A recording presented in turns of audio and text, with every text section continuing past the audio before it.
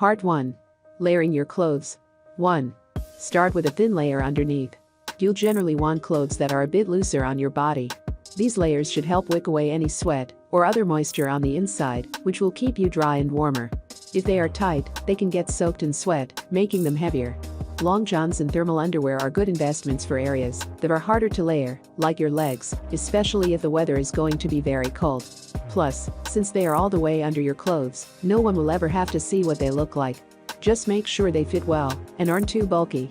With proper layering, you can even wear a dress in winter. 2. Put on thin, tight clothes. This will be the first layer that people see, so look for a nice shirt or blouse in a professional environment, or another item that you would be comfortable having people look at you in. Just remember, the thinner and better fitting your clothes, the more you can potentially layer on. You can also consider layering in reverse, that is putting thicker layers on first with loose thinner clothing on top. Wearing a t-shirt over a long sleeve shirt or a skirt over pants can give some extra life to your warm weather clothing. Tights are a nice thin layer to wear closer to your skin, and they can generally fit under anything. They can also give extra life to clothes you might not be able to wear otherwise, like ripped jeans. 3. Add a vest or sweater. The main job of this layer is to help provide further insulation and trap heat. This will likely be a visible layer, so look for something that matches your shirts and other wardrobe. A wool sweater can also be a nice addition for a more professional environment. These layers should be made of natural fibers like goose down and wool. This includes nicer wool fabrics like cashmere and angora. These are thicker materials that provide heat while not being too heavy. Vests help cover and keep your torso warm and can be a nice layer underneath a pea coat or other cold weather jacket. Because they don't have any sleeves, you'll also be able to move your arms around more easily. 4. Get a good winter coat. This is the one article of clothing you'll always want to have in colder weather, no matter how many layers you wear, so it's worth making an investment.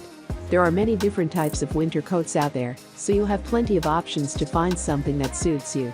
Look for something thick, but also roomy enough that you'll be able to layer underneath it. Part 2. Making your look stylish. 1. Wear a hat. You lose a good deal of heat out of your head. Plus, it is also a sensitive part of the body, so you will really feel it when the temperature dips. Make sure you have something to keep your head warm and protect you from the wind. One good piece of headgear for style is a beanie. It covers your ears and the top of your head while also keeping your face open for people to see. It's hard to feel stylish when no one can see your face. 2. Keep your hands warm. You don't want to keep your hands stuffed into your pockets as the only way to keep warm. Instead, keep them out by covering them with gloves or mittens. Either one can work, but are better for different situations. Mittens will keep your hands warmer because they hold your fingers together in a single pouch. On the other hand, gloves give you more freedom to move and use your fingers. Whichever you chose, you can always give your hands an extra boost with small hand warmers.